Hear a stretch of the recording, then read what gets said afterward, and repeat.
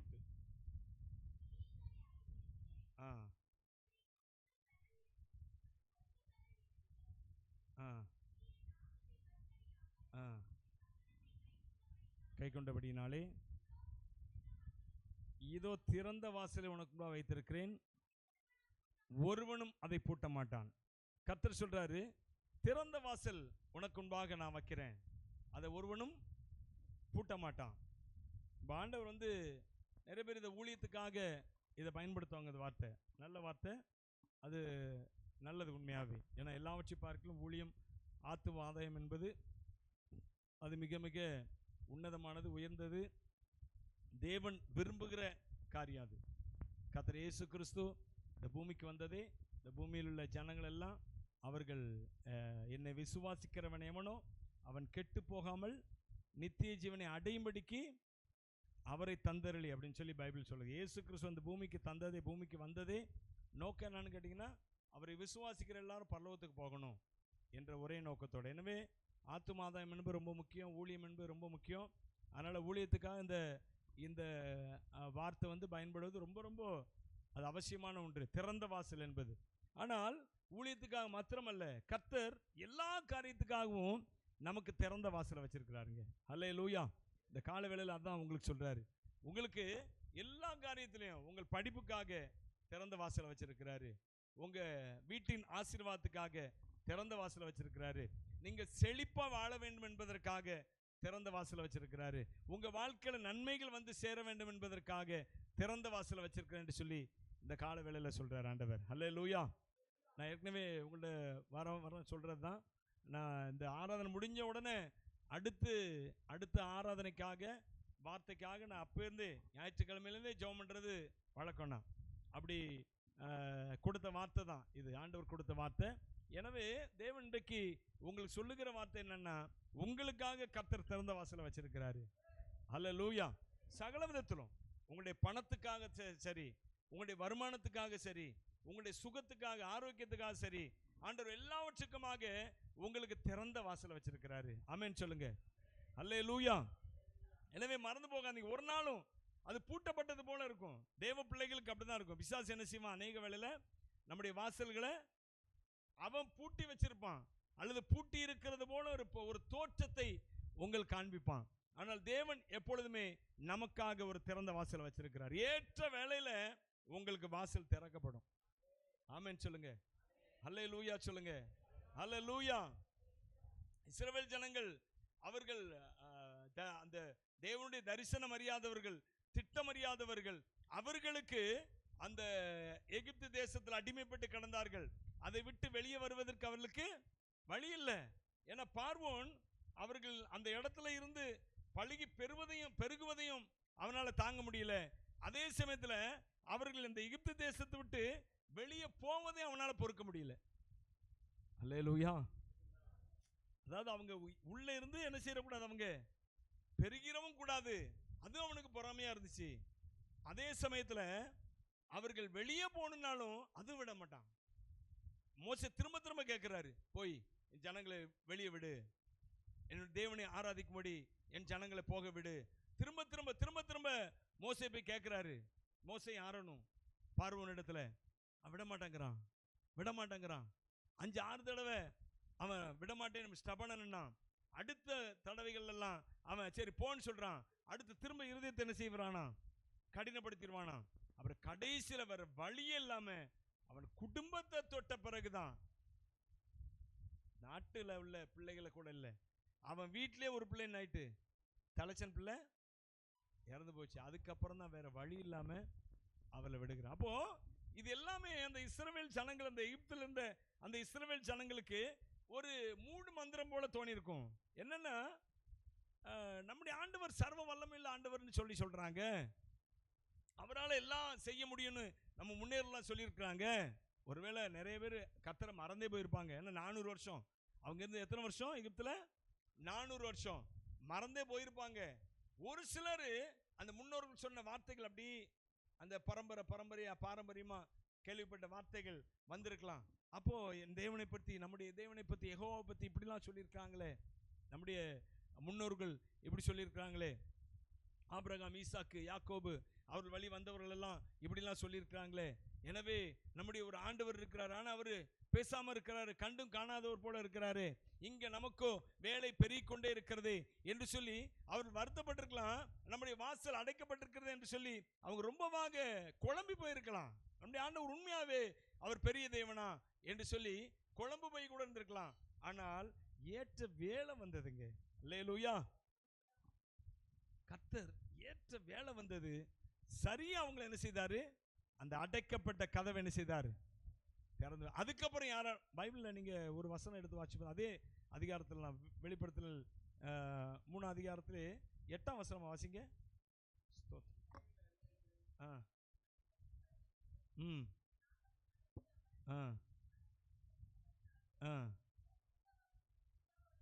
வைத்திருக்கிறேன். சாரி, 3ஆம் அதிகாரம் 7ஆம் வசனத்தை வாசிங்க. என்னவெனில் பரிசுத்தமுள்ளவரும் சத்தியமுள்ளவரும் தாவீதின் திறவுகோலை உடையவரும் ஒருவரும் பூட்டக்கூடாதபடிக்கு திறக்கிறவரும் ஒருவரும் திறக்க முடியாதபடிக்கு, திறக்க கூடாதபடி என்ன அர்த்தம்? திறக்க முடியாதபடிக்கு பூட்டுகிறவருமாய் இருக்கிறவர். அப்ப கர்த்தருக்கு ஒரு பேர், என்ன பேர்னு கேட்டீங்கன்னா, அவர் ஒருவரும் பூட்டக்கூடாதபடி திறக்கிறவர். அவர் திறந்து விட்டார் என்றால் ஒருவரால் அந்த கதவை என்ன செய்ய முடியாது? பூட்ட முடியாது. அடுத்து அவர் பூட்டி விட்டார் என்றால் ஒருவர் என்ன செய்ய முடியாது? அதை திறக்கவே முடியாது. அல்லேலூயா. அதனாலதான் நோவா அந்த வெள்ள சமயத்தில், வெள்ளம் வர்றதுக்கு முன்பாக ஜனங்கள் எல்லாம் உள்ள அடைச்சிட்டு அவர் கதவை என்ன செய்தாராம்? அடைத்தாராம். அவர் பூட்டினாராம். வேற யாரையும் பூட்ட விடல, அவர் பூட்டினாரு. ஏன்னா தங்களுடைய ஜனங்கள் பாதுகாப்பா இருக்கணும். அவர் பூட்டினா யாராலும் என்ன செய்ய முடியாது? எவ்வளவு முயற்சி செய்தாலும் நோவாவால திறக்கவே முடியாது. அல்லேலூயா. இன்னொரு சம்பவம் கூட எனக்கு ஞாபகம் வருது பாருங்க. ஆதியாகமத்தின் புத்தகம் லோத்தின் சம்பவத்தில் பார்த்தீங்கன்னா, அந்த ஒரு வீட்டில் வந்து, லோத்தின் வீட்டில் வந்து இவர்கள் அந்த புருஷர்கள் வந்திருக்கிறாங்கன்னு சொல்லி அங்கே இருக்கிற ஊரை சேர்ந்தவர்கள் அவர்களை வந்து வெளியே அழைத்து கொண்டு வந்து அவர்களை தவறான காரியத்துக்காக வெளியே அழைக்கிறதுக்காக அவங்க அந்த வீட்டுக்குள்ள திறந்து போறதுக்காக முயற்சி செய்கிறாங்க. அவங்களுக்கு வாசல் எங்க இருக்குன்னே தெரியலையா. அல்லேலூயா. ஏன்னா கர்த்தருடைய கண்கள் என்ன செய்தாரு? மங்கி போக பண்ணினாரு. கண்களை இல்ல, குருட்டாட்டம் பிடிக்க பண்ணினார் அவர்கள். அப்படின்னு என்ன அர்த்தம்? சிந்தனை என்ன ஆயிட்டு? குழம்பி போச்சு. என்ன நடக்குது, ஏது நடக்குது எதுவுமே தெரியல. அவங்க குருட்டாட்டம் பிடிக்க பண்ணிட்டாராம். அதே போல தேவன் பாருங்க, ஒரு மனுஷனை ஒரு மனுஷனுக்காக அல்ல ஒரு குடும்பத்துக்காக அல்லது ஒரு குழுவுக்காக ஒரு கதவை திறக்கணும்னா அவரால் தான் திறக்க முடியும். அவர் பூட்டிட்டார்னா யாராலையும் திறக்க முடியாது. அல்லேலூயா. அவர் திறந்துட்டார்னா யாராலையும் பூட்ட முடியாது. ஏன்னா என் அன்பானவர்களே, இந்த காலங்களில் கர்த்தர் உங்களுக்கு சொல்றேன் என்ன தெரியுமா? உங்க வாழ்க்கையில தேவன் திறக்கிற காலம் இது. கையை தட்டி அவரை ஸ்தோத்திரம் பண்ணுங்க. அநேக ஆசீர்வாதங்களை திறக்கிற காலம் இது. அநேக நன்மைகளை திறக்கிற காலம் இது. அல்லேலூயா. அநேக உயர்வுகளை திறக்கிற காலம் இது. அநேக செழிப்புகளை திறக்கிற காலம் இது. ஆமென் சொல்லுங்க. நம்புங்க, நம்புங்க. சில பேருக்கு நம்பிக்கையே வர மாட்டேங்குது. ஆமா, இவ்வளவு நாள் பார்த்துட்டோம் அப்படிதானே? சில பேருக்கு அந்த நம்பிக்கை வர மாட்டேங்குது.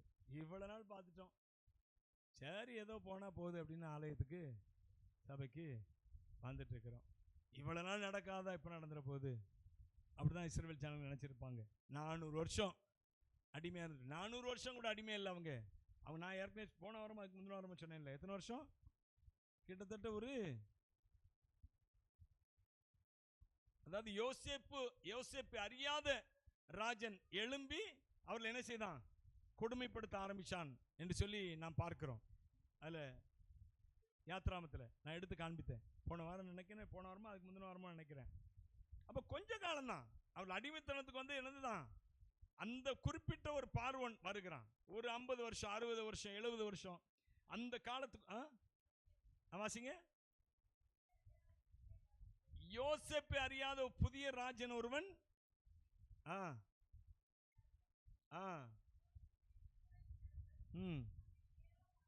ஆ ஆ ஆ ஆ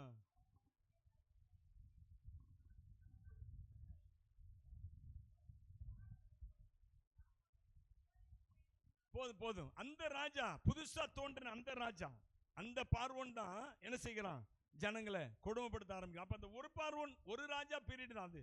கிட்டத்தட்ட ஒரு 60 வருஷம் 50 வருஷம் அவ்வளவுதான் இருக்கணும். 400 வருஷம் எப்படிதான் இருந்தாங்க அவங்க, செழிப்பா தான் இருந்தாங்க. அல்லேலூயா. கொஞ்ச காலம் அவர்களுக்கு ஒரு பிரச்சனை வந்தது. அவருடைய பிரச்சனை நிமித்தமா அவர்கள் வெளியே போகணும்னு நினைச்சாலும் கதவு என்ன செய்யப்பட்டிருந்தது, அடைக்கப்பட்டிருக்கிறது. போக முடியாது அவர்களால. எங்க என்ன செய்ய முடியாது, வெளியே போகவே. ஏன்னா அந்த பார்வோன் ராஜாவுடைய ராஜ்யம் அது வந்து தேசங்களை கடந்து பரவி இருந்தது. அதனால எங்க பார்த்தாலும் இவனுடைய ராஜ்யம் தான், எங்கேயுமே போக முடியாது இவர்களால. அப்படிப்பட்ட ஒரு சூழ்நிலை இருந்தாங்க. அதனால தேவன் பாருங்க, எப்படிப்பட்ட சூழ்நிலையா இருந்தாலும் சரி, அப்படி ஒரு ஒரு என்ன சொல்ல, ஒரு விடுதலை இல்லாத ஒரு சூழ்நிலையா, இதுல நீங்க விடுதலை அடிமைப்பட்டிருக்கலாம். நீங்க ஒருவேளை கடன் பிரச்சனையில இருக்கலாம், வியாதியில இருக்கலாம், வேற எந்த காரியத்திலும் நீங்க அடிமைப்பட்டு விடுதலை இல்லாம தவித்து கொண்டிருக்கலாங்க. ஆனால் தேவன் சொல்லுகிறார், இது உனக்கு திறந்த வாசலை தேவன் நியமித்திருக்கிற காலம். அல்லேலூயா. ஒருவேளை நிறைய பேர் பண தட்டுப்பாடுனால, பொருளாதாரத்தினால அநேகர் கஷ்டப்பட்டு கொண்டே இருக்கலாம். எவ்வளவு காலம் தான் இந்த கஷ்டம், எவ்வளவு காலம்தான் இந்த கஷ்டம் என்று சொல்லி அநேகர் அப்படி பொருளாதாரத்தின் நிமித்தமா மன வேதனையோடு கூட காணப்படலாங்க. கர்த்தர் உங்களுக்காக சொல்றாரு, இதோ திறந்த வாசலை உனக்கு நான் வைத்திருக்கிறேன். ஆமென் சொல்லுங்களேன். ஹல்லேலூயா, ஹல்லேலூயா.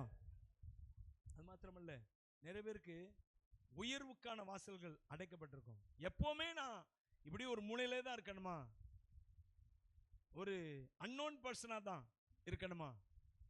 தேவனை நம்பினவங்க அவங்க உயர்த்தப்படுவார்கள். ஹல்லேலூயா. தேவனை முழுசா நம்பிருங்க. அதைத்தான் நான் சொல்லுவேன். நீங்க உங்க வாழ்க்கையில உயர்வடையணும், உங்க பிள்ளைகள்லாம் வாழ்க்கையில உயர்வடையணும்னா நீங்க என்ன செய்யுங்க, நான் ஏற்கனவே சொன்ன பார்த்தீங்களா, ஆராதனை வேளையில ஒரு வசனம் சொன்ன பார்த்தீங்களா, இதுவே அவரை தேடி விசாரித்து அவருடைய சமூகத்தை நாடுகிற, 24ஆம் சங்கீதமா, 24ஆம் சங்கீதம் நினைக்கிறேன். வாசிங்க, அந்த வசனத்தை எடுத்து வாசிங்க. சங்கீதம் 24 6. சங்கீதம் 24 6. இதுவே அவரை தேடி விசாரித்து அவருடைய சமூகத்தை நாடுகிற யாக்கோபு என்னும் சந்ததி. அதுக்கு முந்தின வசனத்தை வாசிங்க. இப்போ அவன் கர்த்தரால் ஆசீர்வாதத்தையும், அவன் கர்த்தரால் ஆசீர்வாதத்தை பெறுவான். எது? அவரை தேடி தேடிருங்க. ஆண்டவர் தேடுற சமயத்தில் தேடிருங்க, விசாரிச்சிருங்க. அவருக்கு எப்படிலாம் அவர் பிரியப்படுத்தலாம் அவரை. ஹல்லேலூயா. இதான் விசாரிப்பது, தேவனை குறித்து விசாரிப்பது. எப்படிலாம் அவரை பிரியப்படுத்தலாம். சில பேருக்கு அது இல்லை. மனைவியை பிரியப்படுத்த அறிஞ்சிருக்கிறாங்க, கணவனை பிரியப்படுத்த அறிஞ்சிருக்கிறாங்க, பிள்ளைகளை பிரியப்படுத்தினா எதை வேணாலும் செய்வதற்கு அறிஞ்சிருக்கிறாங்க. அப்படிலாம் நிறைய பிள்ளைகள் வீணா போயிட்டு பிள்ளைகளை பிரியப்படுத்துவதற்கு எதை வேணாலும் செய்ய தயாரா இருக்கிறாங்க. ஆனால் தேவனை பிரியப்படுத்த என்று சொல்லி யோசிக்கிறதுக்கு நமக்கு டைம் இல்லை. நான் இங்க இருக்கிற 90% ஆஃப் பீப்புளை சொல்றேன் நான். ஒருவேளை நீங்க ஜெபம் பண்ணலாம், அல்லது சபைக்கு கரெக்டா வரலாம், அதெல்லாம் செய்யலாம். ஆனால் அதை பார்க்கல மேலானது தேவனை பிரியப்படுத்துவது என்பது, அதை பார்க்கல மேலானது. ஹல்லேலூயா. எதுலெல்லாம் தேவனை பிரியப்படுத்துவது, தேவ சமூகத்தை தேடுவதில்லை, ஊழியம் செய்வதில்லை, இன்னும் கொடுப்பதில்லை. இப்படி தேவனை எப்படியெல்லாம் பிரியப்படுத்துவது என்பதில் தேடுவதில் நாம் என்ன, நம்ம ரொம்ப குறைந்து தான் இருக்கிறோம். அதில் எத்தனை பேர் அப்படி பார்த்து செய்கிறீங்க? யோசிச்சு பாருங்க. செய்றீங்களா நீங்க? யாராவது நான் அப்படி பார்த்து செய்கிறேங்க அப்படி சொல்றவங்க யாரா இருக்கீங்களா? இல்லையா? ஒருத்தர் இல்லையா? ஏதோ கொடுக்க சொல்லிட்டாங்க கொடுத்துருவோம், தசம பாகத்தை கொடுக்க சொல்லிட்டாங்க கொடுத்துருவோம், காணிக்க கொடுக்க சொல்லிட்டாரு கொடுத்துருவோம். என்னது கொடுக்க? ஊழியத்துக்கு வர சொல்லிட்டாரு, அதனால வந்துருவோம். பைபிள் ஸ்டடிக்கு வர சொல்லிட்டாரு, வேற வழியே இல்லை, போகாட்டா கேட்டுருவாரு. அதனால அருமையானவர்களே, நம்முடைய வாழ்க்கையில் அநேக காரியங்களுக்கு நம்ம தேவனுக்கு அந்த நம்முடைய பிரயாசங்களை செலுத்துவதில் ரொம்ப கம்மி தான். ஆமாம், ஆனா பைபிள் சொல்லுங்க, நீ அவரை தேடி அவரை விசாரித்து என்றால் நான் இப்ப சொன்னேன் இதெல்லாம். அவருக்கு என்னெல்லாம் பிடிக்கும், அவருக்கு எப்படிலாம் நடக்கணும், ஹல்லேலூயா, அவரை எப்படியெல்லாம் விசுவாசிக்கணும், அவரை எப்படியெல்லாம் பேசணும். ஒரு வார்த்தை கூட தேவனை குறித்து நாம் என்ன செய்யக்கூடாது, தவறா பேசிட கூடாது, அவிசுவாசமா பேசிட கூடாது. அது எல்லாமே நம்முடைய வாழ்க்கையில ஒரு தாக்கத்தை உண்டு பண்ணும். எனவே தேவன் இதிலெல்லாம் அவர் பிரியமா இருக்கிறாரு. அவரை தேடி விசாரித்து அவருடைய சமூகத்தை நாடுகிற யாக்கோபு, அவருடைய சமூகத்தை நாடு, அவருடைய சமூகத்தை நாடு. எப்படிலாம் அவருடைய சமூகத்தை நாடுவது, எப்படி விசாரிக்கிறோம் யோசிச்சு பாருங்க. அப்போ இதெல்லாம் செய்தா அவர் என்ன செய்கிறாராம், அந்த வசனத்தை வாசிக்குமா, முந்தின வசனம். அவன் இப்படிப்பட்ட மனுஷன் கர்த்தரால் ஆசீர்வாதத்தை பெறுவான். நாம் கர்த்தருடைய ஆசீர்வாதத்தை முழுமையான பெறல. நீங்க கர்த்தருடைய ஆசீர்வாதத்தை முழுமையா பெறணும்னா அவரை தேடணும், விசாரிக்கணும். நம்ம ஆசீர்வாதத்தை பெற்றிருக்கிறோம் இல்லைங்களே, ஆனால் கர்த்தருடைய முழுமையான ஆசீர்வாதத்தை பெறல. தேவனுடைய முழுமையான ஆசீர்வாதம் உங்களுக்குள்ள இருக்குது. சொல்லுங்க, பக்கத்துல கை கொடு சொல்லுங்களேன், தேவனுடைய முழுமையான ஆசீர்வாதம் உங்களுக்குள்ள இருக்குது, உங்களுக்குள்ள இருக்குது. ஹல்லேலூயா. தேவனுடைய முழுமையான ஆசீர்வாதம் உங்களுக்குள்ள இருக்குது. ஆனா அது இன்னும் வெளிப்படாம இருக்குது. ஏன்னா உங்க விசுவாசத்தை அந்த அளவுக்கு நீங்க என்ன செய்யல, இன்னும் காமிக்கலங்க. தேவனுக்காக இன்னும் நீங்க செய்ய வேண்டிய காரியங்கள் அநேகமா இருக்கிறதுங்க, அநேகமா இருக்குது. நீங்க சங்கீதம் 62:4 வாசிங்க. சாரி, இதை வாசிங்க, சங்கீதம் 107:15 வாசிங்க. சங்கீதம் 107:15. கர்த்தர் வெண்கல கதவுகளை உடைத்து இருப்பு தாழ்பாள்களை முறித்து அந்தகார அவருடைய கிருபை நிமித்தமும் கரெக்டா வாசிட்டீங்களா? அந்த வசனத்தை பாதியில விட்ட மாதிரி இருக்கு. கர்த்தர் வெண்கல கதவுகளை உடைத்து முறித்தார் என்று. அப்போ கர்த்தர் வெண்கல கதவுகளை உடைத்து இருப்பு தாழ்பாள்களை முறிக்கிறார். அவர் தேவன் தம்முடைய ஜனங்களுக்காக இது செய்து. இன்னொரு வசனத்தை கூட வாசிங்க, ஏசாயா புஸ்தகத்தில் 45:4 வாசிங்க. ஏசாயா 45:4.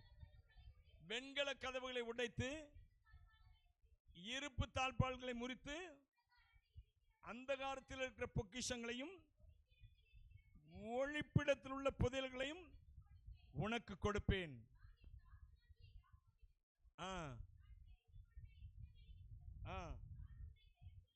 உன்னை பேர் சொல்லி அழைத்து போதும். இதுல சொல்றாரு, வெண்கல கதவுகளை உடைத்து இருப்பு தாழ்பாள்களை முறித்து. யாருக்கு தெரியுமா அவர் சொல்றாரு? நீங்க கேட்டீங்கன்னா ஆச்சரியப்படுவீங்க. இது யாரை குறித்து, யாருக்காக இந்த வார்த்தையை சொல்றான்னு கேட்டீங்கன்னா, நீங்க அதுக்கு முந்தின அதிகாரம் கடைசி வசனத்தை வாசிங்களேன். கோரேசை குறித்து, அவன் என் மேய்ப்பன், கட்டப்படு என்றும் என்று சொல்லி நிறைவேற்றுவான் என்று சொல்லுகிறவர் நான். கர்த்தராகிய, அடுத்த வசனம் சொல்லுது, கர்த்தராகிய நான் அபிஷேகம் பண்ணின கோரேசுக்கு முன்பாக ஜாதிகளை கீழ்ப்படுத்தி ராஜாக்களின் இடைக்கட்டுகளை அவிழ்க்கும்படிக்கும் அவனுக்கு முன்பாக வாசல்கள் பூட்டப்படாது இருக்கும். அவர் சொல்றாரு, அவனுக்கு முன்பாக. யாருக்கு முன்பாக? கோரேஸ் என்கிற அந்த கோரேஸ் யார் தெரியுமா? ராஜா. யார் தெரியுமா ராஜா? இவன் ஒரு இஸ்ரவேல் ராஜா கிடையாது. இவன் ஒரு யார் தெரியுமா? இவன் ஒரு பாபிலோனிய ராஜா. இவன் ஒரு அந்நிய ராஜா கோரேஸ். ஆனா ஆண்டவர் சொல்றாரு, அவன் எனக்கு பிரியமானதையெல்லாம் செய்வான். அவன் எனக்கு பிரியமானதெல்லாம் செய்கிறபடினால நான் என்ன செய்ய போகிறேன்? அவனுக்காக சொல்றாரு. 4ஆம் வசனம், வெண்கல கதவுகளை என்ன செய்வேனா? உடைப்பேன். இருப்பு தாழ்பாள்களை, இருப்பு தாழ்பால் என்ன தாழ்பால்? இரும்பு தாழ்பாள்களை முறித்து போடுவேன். இரும்பு தாழ்பாள்களை முறிக்கிற ஆண்டவர். இரும்பு தாழ்பாள்களை முறித்து அந்தகாரத்தில் இருக்கிற பொக்கிஷங்களையும் ஒளிப்பிடத்தில் இருக்கிற புதையல்களையும் உனக்கு கொடுப்பேன்னு யாரை பார்த்து சொல்றாரு? கோரேஸ் ராஜா பார்த்து சொல்றாரு. அல்லேலூயா. ஏன் தெரியுமா? அவன் வந்து கர்த்தருக்கு ஆலயம் கட்டணும்னு நினைச்சானா. அங்க இஸ்ரவேல் ஜனங்களுடைய அந்த எருசலேமில் உள்ள ஆலயம் என்ன ஆயிட்டு, அது இடிஞ்சு கிடக்குது. அந்த ஆலயத்தை திரும்ப கட்டணும்னு இந்த கோரேஸ் ராஜா அதான் சொல்றாரு பாருங்க. அவன் எருசலேமை நோக்கி கட்டப்படு என்றும் தேவாலயத்தை நோக்கி நீ அஸ்திபாரப்படு என்றும் சொல்லி நிறைவேற்றுவான். அவன் அவருக்கு பிரியமானது நிறைவேற்றணும் என்று சொல்லி அவன் எழும்பிட்டபடினால அவர் சொல்றாரு, நீ எந்த ராஜா இருந்தாலும் எனக்கு கவலை இல்லை. நான் என்ன செய்ய போறேன்? உனக்காக வெண்கல கதவுகளை உடைக்க போகிறேன், இரும்பு தாழ்பாள்களை முறிக்க போகிறேன். அந்த காலத்தில் இருக்கிற பொக்கிஷங்களை என்ன செய்ய போறேன்? அந்த காரணம் தெரியவே தெரியும், எங்க இருக்குன்னே தெரியாது. அப்படி ஒரு பொக்கிஷம் இருக்கா? என் அருமையில் உங்களுக்கு எனக்கு அப்படி பொக்கிஷங்களை கர்த்தர் வச்சிருக்கிறார். ஆமென் சொல்லுங்களேன். நம்புறீங்களா நம்பலையா? ஆமென் சொல்லுங்க. நீங்க ஒண்ணே ஒண்ணு செய்யுங்க. என்ன தெரியுமா? தேவனுக்காக எதை செய்தாலும் தேவனுக்காக என்று செய்யுங்க. தேவன் இதை செய்வாருங்க. அந்த காலத்தில் இருக்கிற பொக்கிஷங்களை அது எத்தனை கதவு போட்டு எத்தனை பூட்டு போட்டு பூட்டிருந்தாலும் சரி உங்களுக்கு கொண்டு வந்து கொடுப்பாரு. ஹல்லேலூயா. ஏற்கனவே ஒரு பாஸ்டரை குறித்து ஒரு காரியம் சொல்லியிருந்தேன் தெரியுமா? ஞாபகம் இருக்கா? கருங்கல்ல ஒரு பாஸ்டர் இருக்காரு. அவர் சொன்ன ஒரு சாட்சி ஏற்கனவே சொன்னேன். அவங்க சபையிலேருந்து ஒருத்தர் வந்தார், வந்து நம்மள்கிட்ட பிரசங்கம் பண்ணார். அப்போ இந்த சாட்சி சொன்னேன். ஞாபகம் இருக்கு? எத்தனை பேருக்கு ஞாபகம் இருக்கு? கருங்கல்ல ஒரு பாஸ்டர், அவர் பேர் ஜெயந்த்ராஜ்னு சொல்லி, நீங்கள் விசாரிச்சு கேட்டு பாருங்க. அந்த பாஸ்டர் வந்து அவர் ஆட்டோ ஓட்டிகிட்டு இருந்தவர் நினைக்கிறேன். ஆட்டோ டிரைவரோ இல்லை லோடு மேனோ ஏதோ ஒன்று, ஆட்டோ டிரைவர் நினைக்கிறேன். அப்படி இருந்தவர் ரட்சிக்கப்பட்டு ஆண்டவருக்காக முழுவதுமாக தன்னை ஒப்பு கொடுத்து, உண்மையாக ரொம்ப அவருடைய ஒப்பு கொடுத்தெல்லாம் ரொம்ப அற்புதமான ஒப்பு கொடுத்தல். அப்படியாக ஊழியம் செய்ய ஆரம்பித்து இன்னைக்கு பெரிய சபையை கட்டியிருக்கிறார். அவர் பெரிய கிட்டத்தட்ட ஆயிரக்கணக்கான பேர் வராங்க. கருங்கல் நாகர்கள் தாண்டி கன்னியாகுமரி டிஸ்ட்ரிக்டில் கருங்கல் என்ற ஊரில் அவருடைய சபை இருக்குது. இயேசு நம்மோடு சபை இருக்கிறது, பெரிய சபை. அந்த பாஸ்டர் சொன்ன ஒரு சாட்சி, அவர் ஒரு நாள் ஒரு மனுஷன் வந்து அவரை கூட்டிகிட்டு போனாராம். கூட்டு போய் பெரிய இடம், அதில் ஒரு பெரிய பங்களா மாதிரி ஒரு வீடை கட்டியிருக்கிறாராம். அவர் கூட்டிகிட்டு போய் அவரை ஜெபம் பண்ண சொல்கிறாரு. ஜெபம் பண்ணி அந்த வீட்டுக்காக கட்டியிருக்கேன் பாஸ்டர், நீங்கள் ஜெபம் பண்ணுங்கன்னு சொன்னாராம். இவர் அந்த வீட்டை ஆசீர்வச்சு பிரதிஷ்டை பண்ணி ஜெபம் பண்ணுறாரு. ஜெபம் பண்ணி முடித்த உடனே அவர் அந்த சாவி, வீட்டு சாவி அந்த பாஸ்டர் கையில் கொடுத்து, உண்மையாக இதெல்லாம் நம்ப முடியாத காரியம், தேவனால் மாத்திரம்தான் இதெல்லாம் செய்ய முடியும். அல்லேலூயா. பெரிய வீடு, ஏகப்பட்ட இடம், சுற்றி இடம் போட்டு அப்படி ஒரு பெரிய வீட்டை கட்டி புதுசா அப்படி அந்த சாவி அந்த பாஸ்டர் கையில் கொடுத்தாராங்க. அவர் உண்மை உத்தம ஊழியம் செய்தபடினால அவருக்கு அப்படி ஒரு ஆசீர்வாதத்தை கத்துறாங்க. அப்ப நமக்காகவும் தேவனுக்காக எல்லாம் வச்சு விடுங்க. அல்லேலூயா. என்ன செய்யுங்க? தேவனுக்காக விடுங்கன்னு சொல்றதை விட தேவனுக்காக எதை வேண்டுமானாலும் செய்ய ஆயத்தமாயிருங்க. அல்லேலூயா. தேவனுக்கு செய்கிறதுல கணக்கு பார்க்காதீங்க. இன்றைக்கு நம்ம கணக்கு பார்க்குறோம். ஒரு இடத்துக்கு இன்றைக்கு சபையில் 2 நாள் தொடர்ந்து மீட்டிங் வச்சுட்டா ஒரு 2 நாள் போயிட்டோம், 3ஆம் நாள் எதுக்கு அப்படின்னு யோசிக்கிறோம். அல்லேலூயா. ஏதாவது கொடுத்துட்டோம் என்றால் அதுக்கெல்லாம் கொடுத்துட்டோமே, இதுக்கு நம்ம கொடுக்கணுமா? நம்ம தான் தசமாக கொடுக்குறோமே, நம்ம தான் அது கூட நிறைய பேர் கொடுக்குறதில்ல, அது வேற விஷயம். நம்ம தான் தசமாக கொடுக்குறோமே, நம்ம தான் காணிக்கை கொடுக்குறோமே, இதையும் கொடுக்கணுமா? நம்ம கொடுத்து கொண்டே இருங்க. அல்லேலூயா. செய்து கொண்டே இருங்க. தேவனுக்காக காரியங்கள் என்ன செய்யுங்க? செய்துகிட்டே இருங்க. தேவன் உங்களுக்காக அப்பதான் வெண்கல கதவுகளை ஒட்டப்பாரு, இரும்பு தேன உங்களுக்காக திறந்த வாசல் அவர் வச்சிருக்கார். நீ போய் தான் சுதந்திரிக்கணும், நீ காலடி எடுத்து வைக்கணும். பார்க்க அடைக்கப்பட்ட மாதிரி தான் இருக்கும். இஸ்ரவேல் ஜனங்கள் வனாந்திர பிரயாணமா போய் கானான் தேசத்துக்கு பக்கத்தில் நெருங்கிட்டாங்க, வாசல்ல நிக்கிறாங்க. இப்போ காதேஸ் பர்னேயா, அதான் கானான் தேசத்துக்கு நுழையிறதுக்கு முந்தின இடம், அதான் காதேஸ் பர்னேயா. அந்த காதேஸ் பர்னேயால நிக்கிறாங்க. நின்று அங்கேருந்து ஒரு 12 பேர் கோத்திரத்துக்கு ஒருத்தரா என்ன செய்யறாங்க? உள்ள போறாங்க வேவு பார்க்க. அது எப்படிப்பட்டது? எப்படிப்பட்ட தேசம்? செழிப்பானதா? கர்த்தரே சொல்லிட்டார் செழிப்பானதுன்னு. செழிப்பானதா? அங்க இருக்கிற ஆட்கள் எப்படிப்பட்டவர்கள்? நான் உனக்கு அந்த தேசத்தை கொடுப்பேன் ஆண்டவர் சொல்லிட்டாரு. ஆனாலும் இவங்க அந்த தேசத்து மக்கள் எப்படிப்பட்டவங்க? போய் பார்த்தா இவங்க எதிர்பார்த்த மாதிரி இல்லவே இல்லை. அல்லேலூயா. ஆண்டவர் இவங்களுக்கு சொன்ன நான் உங்களுக்கு அந்த தேசத்தை கொடுப்பேன்னு இவங்க என்ன நினைச்சிட்டாங்க, அங்க சூப்பரா இருக்கும் அந்த தேசம், அங்க இருக்கிற ஆட்கள் நம்மளை என்ன செய்வாங்க, வரவேற்பாங்க, வாங்க வாங்க உங்களை தான் எதிர்பார்த்துட்டு இருந்தோம் அப்படின்னு வரவேற்பாங்க அப்படி நினைச்சிட்டாங்கன்னு நினைக்கிறேன். இவங்க உள்ள போய் பார்த்தா அங்க இருக்கிறவங்க பெருசு பெருசா இருக்கிறான், பயங்கரமா இருக்கிறான். அப்ப அவர்களுக்கு நினைச்சிட்டாங்க இந்த கதவு நமக்காக என்ன செய்யப்பட்டிருக்கிறது, அடைக்கப்பட்டிருக்கிறது. நிறைய வேளை நாம் அப்படிதான் நினைக்கிறோம். தேவன் ஒரு காரியத்தை சொன்னார்னா அதை செய்வாருங்க. ஹல்லேலூயா. அவர் நமக்காக எப்பொழுதுமே திறந்த வாசலை தான் வச்சிருக்கிறாரு. ஒருவனுக்கு கர்த்தர் உனக்கு வார்த்தையை கொடுத்தாரா, கர்த்தர் திறந்து வச்சிட்டாருன்னு அர்த்தம். ஒருவேளை உன் கண்ணுக்கு அடைக்கப்பட்டிருக்கலாம், ஆனா கர்த்தர் திறந்து வச்சிருக்கிறாரு. அதுதான் விசுவாசம். அடைக்கப்பட்டிருக்கிற மாதிரி தோணுகிறப்போ நீ கால் எடுத்து வைக்கிற பத்தியா, அதான் விசுவாசம். ஹல்லேலூயா. 2 பேர் மேல கர்த்தர் பிரியமானாரு. யாரெல்லாம் கேட்டீங்கன்னா, ஒன்னு காலேப், இன்னொன்னு யோசுவா. 2 பேர் மாத்திரம் கர்த்தர் சொன்ன வார்த்தையை நம்பினாங்க.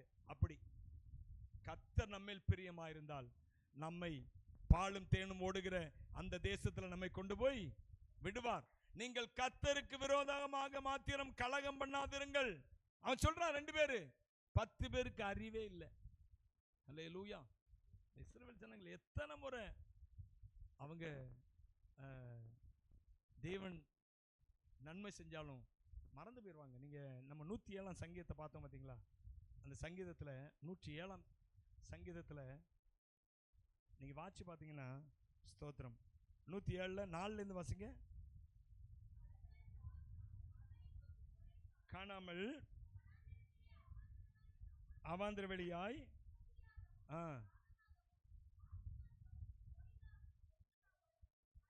அலைந்து திரிந்தார்கள், தங்கள் ஆபத்திலே கர்த்தரை நோக்கி கூப்பிட்டார்கள். பாத்தீங்களா, தங்கள் ஆபத்திலே கர்த்தரை நோக்கி கூப்பிட்டார்கள், அவர்கள் இக்கட்டுகளில் இருந்து அவர்களை விடுவித்தார். தாபரிக்கும் ஊருக்கு போய் சேர செவ்வையான வழியில் நடத்தினார்.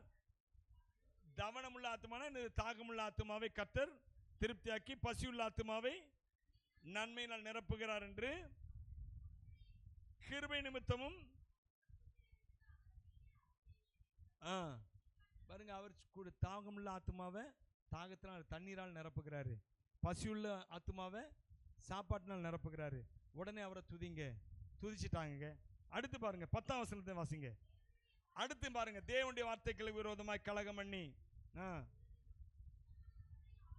உன்னதமானவருடைய ஆலோசனை அலட்சியம் பண்ணினவர்கள் அந்த காலத்திலும் வைக்கப்பட்டிருந்து ஒடுக்கத்திலும் இரும்பிலும் தேவனுடைய வார்த்தைகளுக்கு விரோதமா என்ன செய்தார்களாம், தேவனுடைய வார்த்தைகளுக்கு விரோதமாய் கலகம் பண்ணினார்கள். முதல்ல தான் ஆண்டவர் கொடுத்தாரு, தாகத்துக்கு தண்ணீரை கொடுத்தாரு, பசிக்கு சாப்பாட்டை கொடுத்தாரு. அடுத்து மறுபடியும் என்ன செய்தார்கள், அவங்க தேவனுடைய வார்த்தைகளுக்கு விரோதமாய் கலகம் பண்ணினார்கள். உன்னதமானவருடைய ஆலோசனையை அசட்டை பண்ணினார்கள். ஆலோசனை சொல்லுகிற கர்த்தர் அசட்டை பண்ணாதீங்க. தேவன் தம்முடைய செய்தியின் மூலமாக, வார்த்தையின் மூலமாக உங்களை அநேக வேளையில் உங்களுக்கு ஆலோசனை சொல்லுகிறாரு, ஊழியக்காரர் மூலமாக. ஏன் உங்களோடு கூட தனியா பேசுகிறார். நீங்க தனியா வேதம் வாசிக்கும் போது ஆலோசனை சொல்லுகிறாரு. நாம் என்ன செய்கிறோம், ஆண்டவர் நம்மோடு கூட பேசினாலும் அப்படிலாம் இருக்காது. ஏன்னா நமக்கு சாதகமா அந்த ஆலோசனை அசட்டை பண்ணினவர்கள் அவங்க தான் எங்க போறாங்க, அந்த காலத்திலும் மரண இருளிலும் வைக்கப்பட்டிருந்து ஒடுக்கம் இரும்பில் கட்டுண்டு. ஒடுக்கம்னா என்ன அர்த்தம், ஒட்டுக்கிறது. அநேகர் வந்து இங்க வந்து நெருக்குவான், ஒருத்தன் இங்க வந்து நெருக்குவான், சுதந்திரமா செயல்பட முடியாதபடிக்கு அங்கங்கிருந்து நமக்கு ஒடுக்கம் உண்டாது. பாருங்க, நெருக்கம். ஒடுக்கத்திலும் இரும்பிலும் கட்டுண்டு கிடந்தார்கள். வருத்தத்தால் தாழ்த்தினார், விழுந்து போனார்கள். உதவி செய்ய ஆளே இல்லைங்க. இப்போ திரும்ப அவன் சொல்றான் பாருங்க, வாசிங்க. தங்கள் ஆபத்திலே. இந்த நீங்க இந்த வசனம், இந்த 2 வசனம் திரும்ப திரும்ப வரும். இந்த சங்கீதம் முழுக்க நீங்க பாத்தீங்கன்னா 6ஆம் வசனத்தை பாருங்க, அதுலயும் தங்கள் ஆபத்திலே. அடுத்து 13ஆம் வசனம் பாருங்க, 19ஆம் வசனத்தை பாருங்க. அடுத்து ஸ்தோத்திரம் ஸ்தோத்திரம் ஸ்தோத்திரம் 28ஆம் வசனத்தை வாசிங்க. ஆபத்திலே கர்த்தரை நோக்கி கூப்பிட்டார்கள், இப்படி வந்துகிட்டே இருக்கும். இன்னொரு வசனம் வரும் பாருங்க, அதே அதிகாரத்துல இன்னொரு வசனம் வரும் பாருங்க. 9ஆம் வசனத்தை வாசிங்க. அவருடைய கிருபை நிமித்தமும் அவரை துதிப்பார்களாக. அடுத்து 16ஆம் வசனத்தை வாசிங்க. அவருடைய கிருபை நிமித்தமும் 21ஆம் வசனத்தை வாசிங்க. கிருபை நிமித்தமும் அதிசயங்களின் நிமித்தமும் துதித்து. அடுத்து ஸ்தோத்திரம். 31ஆம் வசனத்தை வாசிங்க. கர்த்தரை அவருடைய கிருபை நிமித்தமும். இந்த ரெண்டு வார்த்தை மாறி மாறி வருங்க. தங்கள் ஆபத்திலே கர்த்தரை நோக்கி கூப்பிட்டார்கள், அவர்கள் இக்கட்டுகளிலிருந்து அவர்களை என்ன செய்தார்? விடுவித்தார். இந்த வசனம் இது திரும்ப திரும்ப வரும். கூப்பிடுவாங்க, கர்த்தர் அவர்களை விடுவிப்பாரு. உடனே திரும்ப என்ன செய்வாங்க? அவங்க தங்க பழைய நிலைமைக்கு போயிடுவாங்க. பழைய கீழ்ப்படியாம, பழைய பாவம், பழைய மீறுதல், இதுக்கு போயிடுவாங்க. திரும்ப ஆண்டவர் என்ன செய்வாரு? மறுபடியும் அவங்க கர்த்தருடைய அவங்க இதுக்கு போயிடுவாங்க. ஏதாவது பிரச்சனைகள் விழுந்துருவாங்க. விழுந்த உடனே அவங்களால விடுபட முடியாது. உடனே அவர்கள் தங்கள் ஆபத்திலே கர்த்தரை நோக்கி கூப்பிட்டார்கள். உடனே அவர் என்ன செய்வாராம்? இவர்களை வந்து ரட்சிப்பாரு. உடனே அவர்கள் கர்த்தரை அவர் செய்த அவருடைய கிருபை நிமித்தமும் மனுபுத்திரருக்கு அவர் செய்த அதிசயங்கள் நிமித்தமும் துதிப்பார்கள். திரும்ப மறுபடியும் பாவத்தில் விழுவாங்க. இதே வேலைங்க. அந்த வசனம் திரும்ப நீங்க வீட்டில் போய் வாட்சி பாருங்க, என்னென்ன பாவம்லாம் செய்தார்கள். நிறைய வேலைகள்ல தேவன் நமக்காக ஒரு ஆசீர்வாதமான வாசல் வச்சிருக்கிறாரு, நன்மையான வாசல் வச்சிருக்கிறாரு. ஒரு திறந்த வாசல். அது என்னது? அது மூடப்படுகிற ஒரு நாள் நம்முடைய பிள்ளைகளுக்காக கர்த்தர் வாசலை மூடுகிறது இல்ல. பிசாசு தான் வாசலை மூடுவான். உங்கள் பாவங்கள் தான் வாசலை மூடும். உங்க தவறுகள், உங்கள் அவிசுவாசம் அதுதான் வாசலை மூடுமே தவிர ஒரு நாளும் தேவன் தம்முடைய பிள்ளைகளுக்காய் வாசலை மூடுவது ஒருவேளை கொஞ்சம் தாமதமாகலாம். ஒருவேளை நீங்க பொறுமையா இருக்க தேவன் எதிர்பார்க்கலாம். அவ்வளவுதானே தவிர வாசல்கள் மூடுவதே இல்லை. ஹல்லேலூயா. அவர் உங்களுக்காக எப்பொழுது ஆசீர்வாதத்தின் வாசலை திறந்து வச்சிருக்கிறார். உங்களுக்காக உயர்வின் வாசலை திறந்து வச்சு நீங்க உங்க சுயத்தில் நடக்காம தேவனை நம்பிவாங்க. ஹல்லேலூயா. நம்பிவானி